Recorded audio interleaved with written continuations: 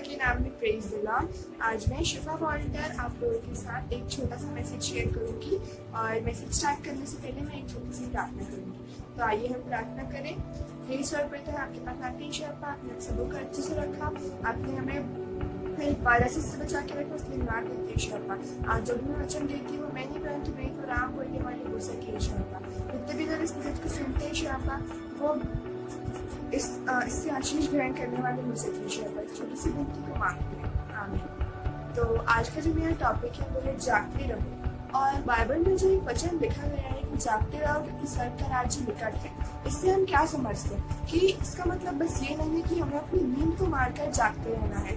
इसका मतलब ये है जागते रहो का मतलब ये होता है कि हमें तैयार रहना है। अगर हम तैयार रहेंगे तभी हम जागते रह पाएंगे।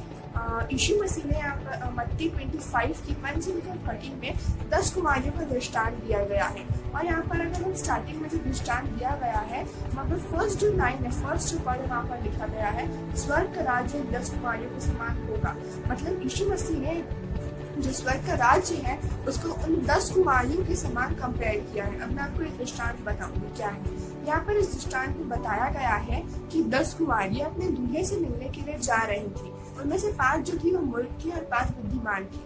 बुद्धिमान कुमारियों ने अपनी मशालें ली और अपने साथ तेल भी लिया, पर जो मूर्ख कुमारियां थी उन्होंने अपने साथ मशाले तो ली परंतु अपने साथ क्या नहीं लिया, तेल नहीं लिया। और जब वे जा रही थी और जब दूल्हे को आने में देर हो गई तब वे सब क्या सो गई। वे सब सो गई और जब रात में हल्ला हुआ कि चलो चलो दूल्हा आ गया है, उससे भेंट करने के लिए चलो। और जब वे उठकर अपनी मशाले ठीक करने लगी तो जो मूर्ख कुमारियां हैं वो बुद्धिमान कुमारियों से आकर कहने लगी कि हमें अपने तेल में से कुछ दे दो। तो जो बुद्धिमान कुमारियां हैं उन्होंने बोला कि अगर हम तुम्हें देंगे तो हमारे लिए भी ये सफिशिएंट नहीं हो पाएगा, अगर हम तुम्हें देंगे तो हमको भी ये पूरा नहीं हो पाएगा। इससे अच्छा तो ये होगा कि तुम जाकर तेल बेचने वालों से, तेल मोल लेने वालों से जाकर मोल ले लो। तो जब मैं जा रही थी तेल बेचने वालों से लेने के लिए, उसी टाइम क्या हो गया, दूल्हा आ गया।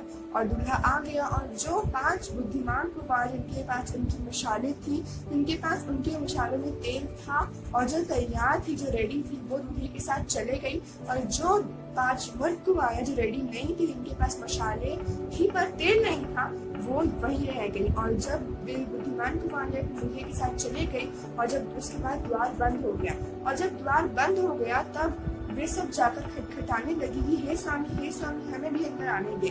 और जब दूल्हे ने कहा कि मैं तुमसे सच सच कहता हूँ कि मैं तुम्हें नहीं जानता। तो इस दृष्टांत से हमको क्या समझ में आता है, यहाँ पर लास्ट में भी लिखा गया है इसलिए जागते रहो क्योंकि तुम न उस दिन को जानते हो न उस घड़ी को। यहाँ पर क्या बताया गया है कि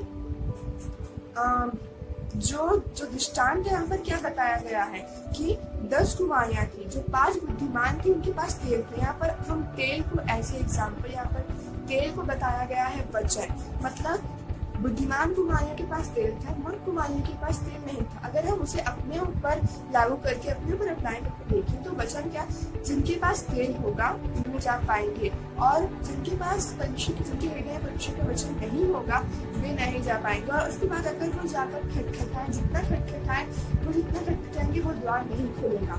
और द्वार के अंदर से लोग परमेश्वर बोलेंगे कि मैं तुमसे सच कहता हूँ कि मैं तुम्हें नहीं जानता।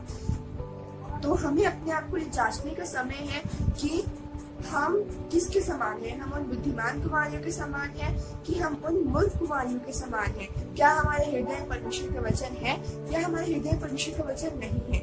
अगर हमारे हृदय परमेश्वर का वचन है तो ये तो बहुत अच्छी बात है, बहुत खुशी की बात है। पर हमारे हृदय परमेश्वर का वचन नहीं है तो ये हमारे लिए जांचने का समय कि हमें परमेश्वर के वचन को अपने हृदय में लागू करना है। हम देखते हैं मत्ती 24 के 42 से लेकर 44 में एक बहुत अच्छा एग्जाम्पल दिया गया है कि अगर कोई घर के मालिक को पता है कि उसके घर में कब चोरी होने वाली है तो वो तो अपने घर के सामने पहरा देते रहेगा, सैन्य लगा के बैठे रहेगा। पर जब उसको नहीं पता होगा, जब वो लापरवाह होगा, उसी टाइम चोर आकर चोरी कर चला जाएगा। वैसे ही हमें अपने जीवन में अप्लाई करना है कि जब हमें खबर भी नहीं होगी, जब लोग परमेश्वर के वचन को उतना इम्पोर्टेंस नहीं देंगे, जब लोग लापरवाह रहेंगे, उसी टाइम परमेश्वर अपने पुत्र यीशु मसीह को भेजकर यहाँ पर यीशु मसीह आ जाएंगे और अंत का दिन कोई नहीं जानता है। आपको मैं ये बताना चाहूंगी कि अंत का दिन कोई नहीं जानता, इनफैक्ट यीशु मसीह भी नहीं जानते हैं। हम बाइबल में पढ़ते हैं कि जब यीशु मसीह के चेलों ने पूछा था कि अंत का दिन कब है, तब यीशु मसीह ने भी उनको कहा था कि मैं तुमसे सच कहता हूँ कि मैं भी नहीं जानता कि अंत का दिन कब है, वो बस परमेश्वर जानते हैं। और यीशु मसीह ने उनको क्या दिए थे, कुछ चिन्ह दिए थे, कुछ एग्जाम्पल्स दिए थे कि अंत के दिनों में ऐसा ऐसा होगा। इसलिए जो अभी पूरा हो रहा है, इसलिए ये हमारे लिए समय है कि हम इन चिन्हों को पहचाने और हम जागते रहे, तैयार रहेंगे। कि अगर हम जागते रहेंगे, अगर हम तैयार रहेंगे, तभी हम दूसरों को तैयार कर पाएंगे।